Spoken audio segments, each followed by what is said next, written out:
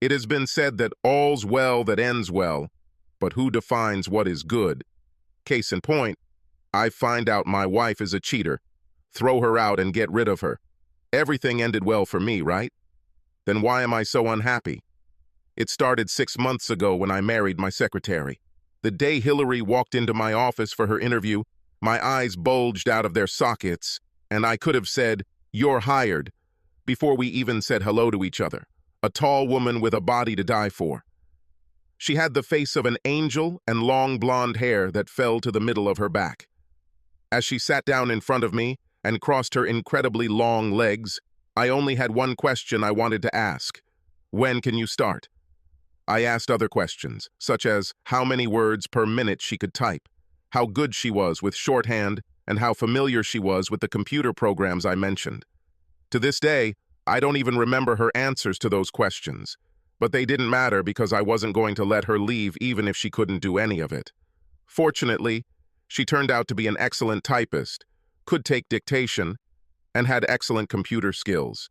9 months later, we were married, and after another 6 months, I began to see and hear things that led me to believe that Hillary had not been all that faithful to me. At first, it was something I didn't hear. The guys stood around and talked, but fell silent when I approached, or they saw me approaching, and the group quickly dispersed. One day I walked into the men's room and caught the end of a conversation that immediately stopped when I entered. I only heard 3 words. It was Hillary, before Ron and Bert saw me, zipped up, and left. I started watching Hillary, but I didn't see anything unusual and chalked it all up to my imagination running wild. It wasn't until I connected to the conference room that I actually heard anything specific. I had several sub-teams working on different projects, and they used the conference room for team meetings. I was tired of them coming to my office to force me into a conference room just to answer some stupid question, so I decided to just install an intercom system. If they needed my information, they could simply call me, and I could answer their questions from the comfort of my office. I installed the system and then ran some tests to make sure it was working properly. The last test was from the room to my office, and it was working fine, but I forgot to turn it off when I left the room. I was sitting in my office going through some paperwork when Steve, Mike, Al, and Joe walked into the conference room. Mike asked where Bob was, and Joe laughed. "Where do you think he is now?" "He's trying to get Hillary ready for Chuck to leave town tomorrow." There was no mistaking who they were talking about. I was the only Chuck in that group, and I was the only one there with a wife named Hillary, and the next day I was leaving town on a 2-day business trip. "Why don't you try?" Mike asked Joe. I tried, but she said she wanted to try something new. A few chuckles, and then Al said, "That means I won't get anything for a while." "I wonder if Chuck gets anything," Mike said, and Al laughed again and asked, "When will she fit him into her schedule?" And they all laughed. Just then, Bob came into the room and asked what was so funny. "We were just wondering if Chuck would ever get to have sex with his wife." "I don't know about Chuck, but I know for sure who's going to bury the bone in it tomorrow." "You're your own dog," Al said. "Get ready for some perversion," Steve intervened. "Perversion? What does perversion mean?" "She enjoys having sex while she talks to Chuck on the phone." "What the hell? No fucking way, guy." "Do you think Chuck knows?" "I know for sure that this is not so. Hillary tells everyone she has sex with to make damn sure they never do anything that might get Chuck's attention. She says that if she even smells what he might suspect, then each of us will be cut off forever. You'll hear the speech tomorrow before she unzips your fly, and she means it." Then Mike said, "Okay, guys, let's get down to business.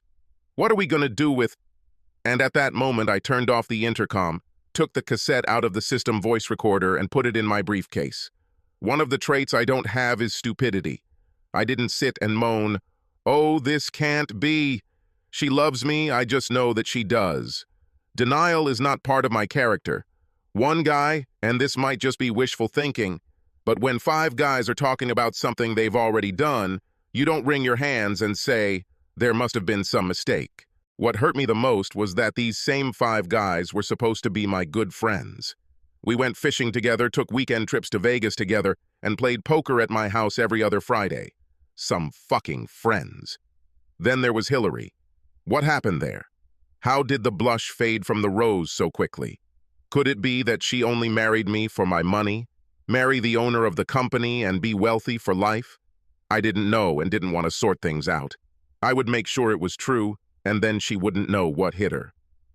The next evening, I called home from San Francisco at my usual time, and when Hillary answered the phone, she sounded a little out of breath.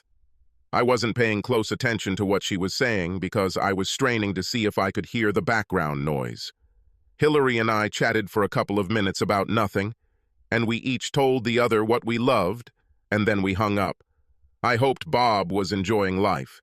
It would be a shame to go through what had to happen to him and not get anything out of it. When I got home, Hillary was waiting for me, dressed in my favorite outfit, a pair of pumps, and nothing else. She asked me if I wanted something to drink or if I should just go to bed quickly. Hillary was a fantastic ass, and I was going to miss her, but I was realistic and knew I shouldn't start missing her until she was actually gone. So I threw my briefcase on the floor and started stripping. It was a long night. As I left for work the next morning, I thought again about how much I would miss her. This coming Friday was a normal night for our poker game. The reason why the game was held at my home was simple, so that I would not have problems returning home. I can't stand alcohol. I like to drink, and I like to drink. I have a good time when I get so drunk that I pass out. When this happens, I will die to the whole world, and nothing will be able to wake me up. It has always been this way. We would meet at my house, play poker until I passed out, and then my friends would pick me up, put me on the couch, finish the hand, and leave. At poker nights, Hillary, saying that she couldn't stand being surrounded by loud men, would leave and go shopping or to the movies. A week ago, I had no reason to doubt that what she said was what she actually did. But now I wondered if she did any of those things. It was a given to me that if she was getting so much pleasure from having sex while talking to me on the phone, then she would get even more pleasure from cheating on me while I was right there in the room. On Thursday, while Hillary was at her hair appointment for the day, I went home, set up 2 remote control video cameras and put the remote controls under the seat cushions on the couch, and then went back to work. On Friday at 7 o'clock, the guys started arriving, and by 7:15 we were all sitting at the table ready to play. Hillary came into the room, kissed me, and told me she would see me when I woke up in the morning, and then she left to go to the movies. "It's going to be a great night, guys," I said. I feel it in my gut. I broke the seal on a new deck of cards, and we made bets. I pulled out the ace of spades. "Good omen, guys. Get your wallets out and get ready to do your part. House rules are the same as always. 3 raises, no checks or raises, $5 limit, and dealer choice. I announced a draw of 5 cards, jacks or better, to open the account, and dealt the cards. I took my cards, looked at them, and couldn't help but smile. I had 3 jacks and 2 waste cards. Al, to my left, was the first player to bid, and he passed. Mike passed, and Steve opened a $1 account. Joe raised $1, and Bob folded. I smiled and said, "Yes, indeed, man, this is my lucky night," and collected $5. Al raised his hands, and everyone else who was still in the room congratulated him. Mike took 1 card, so I knew he was trying to get a flush or a straight. Steve took 3, so I knew he had the top pair. You had to open with jacks or better, and I had 3 jacks, so he had to have queens, kings, or aces. Joe took 2, making him difficult to read. He may have had a 3 of a kind, but he was known to hold top pair with an ace, and then bluff up a storm. I took 2, and when I looked, I saw that. I had discarded 2 unnecessary cards just to make room for 2 more unnecessary cards.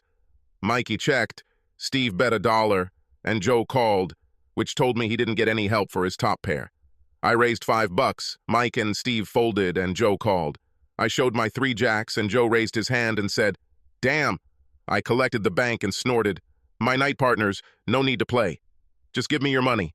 My usual drink was a vodka tonic with a squeeze of lime, and it looked like that's what I was drinking, but there was only water in my glass. I gulped down my water, and when the glass was almost empty, I stood up and asked the guys if they were ready for more, and then went and refilled my glass with water and gave them their drinks back. I won one pot out of every 4 and was a real jolly Charlie as I drank my water and acted like I was drugged. 3 hours had passed since the start of the game, and in the middle of a losing hand, I performed my usual procedure of passing out. Al stood up and shook me, and I played dead. "He's ready," said Al. "Help me drag him to the sofa." Steve walked over to help him while Mike took out his cell phone and made a call. "He's ready," he said to the person on the other end of the line. "Okay, baby, see you in 10 minutes. "She's on her way," he told the group. "Let's finish the distribution. I might even get 2 more before she gets here." Bob, who was playing with the band for the first time, asked what they were going to do with me. "It's okay," Al said. "He's the one who makes this thing work for us." "I don't understand." "Just wait, young Bob, and you will be amazed." 10 minutes later, Hillary walked through the front door, and as it closed behind her, I reached under the pillows for the remote control that controlled the camera positioned to cover the room. Hillary took one look at me and said, "Damn it, guys. Why do we have to go through this every time? You know you have to sit him down on the couch so it looks like he's watching." Steve and Bob came over and moved me so that it seemed like I was sitting there, watching what was happening. While I was being placed, Hillary undressed and said, "Reveal your cards to see who will go first." Al took off the high card, and Hillary asked him, "What do you want, love?" Hillary came around the table, and through her narrowed eyes, I could see her leaning forward over the table to look at me as Al walked up behind her. It then became repetitive as they all took turns having sex with her. Once they all fucked her, she told them to move me to a chair in the bedroom, and when they came for me, I pressed the button on the remote control of the camera in the bedroom. They carried me into the bedroom, sat me in a chair, and positioned it so that it seemed that I was watching again, and then it became disgusting. Over the next 2 hours, all 5 were at Hillary in various combinations. By the end of the second hour, I'd had more than enough. And then, like a gift from the gods, Hillary said, "God, but I really want you to see this. Chuck." I couldn't refuse this. I stood up and said, "I'm not Hillary's God, but I can make your wish come true." Hillary's face turned ashen, and I didn't even bother to look at my so-called friends. I said to the room as a whole, "You all just keep having fun." I go into the office and start filling out the paperwork to fire 5 soon-to-be former employees and 1 soon-to-be ex-wife, and I leave the room. After about 5 minutes, I began to hear the front door opening and closing. 20 minutes later, Hillary entered the office dressed in an old terry robe. She sat on the leather sofa and watched me work on the computer. I ignored her, and after about 5 minutes, she said, "You're not really going to divorce me, are you?" "Of course I'm going to. It would be much cheaper if you didn't do this. If you divorce me, I'll have to hire a lawyer, and I'll end up exposing you to the truth. No divorce, no lawyer, so it won't cost you anything. Why do you want to stay?" "Because I love you." "Yes, exactly. This became very clear to me this evening. You just didn't understand what you saw." "What is there not to understand? You spent 4 hours having sex with 5 of my so-called friends, all the while humiliating and ridiculing me. So what? What does so what mean? I didn't mean a single word of it, and you should know that. By now, you must have realized that this was not the first time. Watching any of your other poker games, have you noticed any coldness, lack of affection?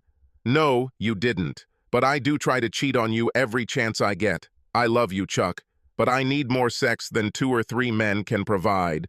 When you're out of town, I always have 1 or 2 men to keep me busy, and they usually tend to me when I'm on the phone with you. But that's no disrespect to you, Chuck. It's just something. What turns them on? That's it, Chuck. Sex, not love, just sex. I love you, and I don't care about all of them. It doesn't change anything, Hillary. I am old-fashioned about some things, and one of them is that my wife belongs to me, and as soon as she is no longer mine, she is no more. Don't do this, baby. I won't go quietly. The guys love our time, and I can get them to support me in court. There will be 6 of us against 1. and we will all swear that you were completely drunk and you imagined all this. Let it be, baby. Just let it be and let me work on you. I will prove to you that I love you. You love me, but you're ready to go to court, perjure yourself, and try to make me look like a hysterical fool. This doesn't add up for Hillary. This is the only leverage I have to try to get you to give up this divorce thing. I don't want to do this, Chuck, but if I go far enough and try hard enough, I hope I can get you to back off. Sorry, Hillary, but as far as I'm concerned, you're damaged goods. Okay, baby, but don't say I didn't warn you. Okay, Hillary, you warned me. Just leave the house at the end of the day. While she was in the shower, I took out the cameras, took them into the office, and turned them on. I had it all on tape and clearly enough to identify all the players. I slept in the guest room and left the house at 6 in the morning for my usual Saturday morning golf date. I played 18 holes, and when I got home, Hillary had already left. Hillary left, and I sat down and made a list of what I needed to do first thing Monday morning. I spent the rest of the weekend looking around the house and packing up everything that belonged to Hillary that I could find and moving it into the garage. I made 3 copies of the videotapes I had of the aftermath of the poker game and locked all the tapes in a safe in my den. On Monday morning, I fired Bob, Joe, Al, Mike, and Steve and began hiring their replacements. That same day, I called the company lawyer and asked him to recommend a good divorce lawyer. And 2 days later, I met with him. I told him the story, gave him the 2 original tapes, and told him I wanted their existence to be kept a secret for as long as possible. I told him what Hillary told me about how she would gather all my ex-friends together and force them to lie in court. I wanted the bastards to do it, and then show them the tapes so I could watch them get arrested on perjury charges. Hillary did what she said she would do. She tried her best. Acting on the theory that divorce is impossible unless the papers are served, she disappeared. 6 months passed, and then she called me on the phone. Have you come to your senses yet? Did you miss me? Have you finally realized that I love you and don't want a divorce? Come on, honey. We can discuss everything and put it all together. I know we can do it. I was on the verge of hanging up when I had a brainstorm. You're right. I really miss you, but I don't understand how we can get back together after what you did. That's why we need to talk, honey. Okay, Hillary. When and where? Can't I just go home? I don't know anything about this. Please, honey. Well, I don't think it would hurt to try. When? Tonight? The sooner, the better. Okay, then tonight, but I don't promise anything. I watched from the window as Hillary pulled into the driveway and got out of her car. I watched as a man got out of a car parked across the street, intercepted Hillary in the front walkway, and handed her divorce papers. After he left, she walked up the path to the front porch, and I met her at the door. She waved the papers in front of me. You deceived me. It did the trick. So you're not going to talk to me?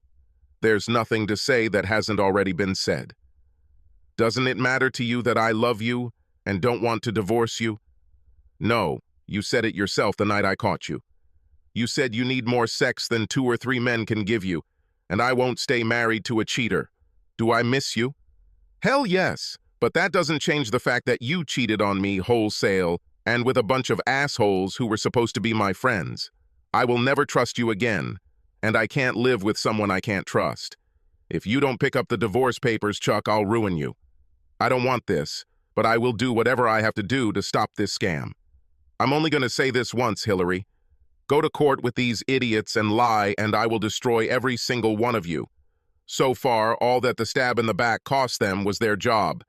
If they go with you and lie, I will make you all pay. Hillary started to say something else, but I closed the door on her. Hillary hired a lawyer, and the dance began.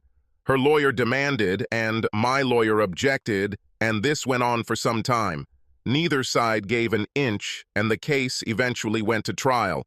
I told my side of the story, and then Hillary and the 5 idiots stood up and told the story she said they would tell. The judge said it sounded like a words against words situation, only she had a backup plan, and I didn't. At this point, my lawyer said that we had all the necessary documentation, and he produced the tapes and several fingerprints that were taken from the tapes and audio recordings from the conference room. The judge dragged both lawyers, Hillary and I, into his office, and started kicking our asses for not clearing all the trash out of the way before coming to his court. You had notes, and you could have revealed that you had them. You wouldn't have to stage this farce in my courtroom. At this point, I interrupted the judge and told him that I did not allow my lawyer to divulge the information. I wanted everyone to see how deceitful Hillary and 5 of my former friends were, and the only way to do that was to subpoena them and let them lie to God and everyone else, and then prove that they were liars. The judge called a break. I left the courtroom and made a phone call. That day, the courier service delivered copies of everything I owned to the wives of 5 idiots, as well as Hillary's mother, father, sister's brother, and her 2 living grandparents. That was 3 months ago, and the divorce is final. Hillary left the marriage, keeping only what she brought with her, her maiden name. Steve was somehow able to save his marriage, but the other 4 are in divorce court, and they won't do nearly as well as I did. I haven't heard a word from Hillary since she called me the day after our court appearance and called me every vile name she could think of. How could you stoop so low as to send this to my family? I warned you that if you lie in court, I will destroy you. You should have known me well enough to know that I would carry out my threat. You lied, and I made sure you paid for that lie, and I hung up. I got rid of her, and I should probably be glad, but why do I think about her all the time, and why do I feel so unhappy?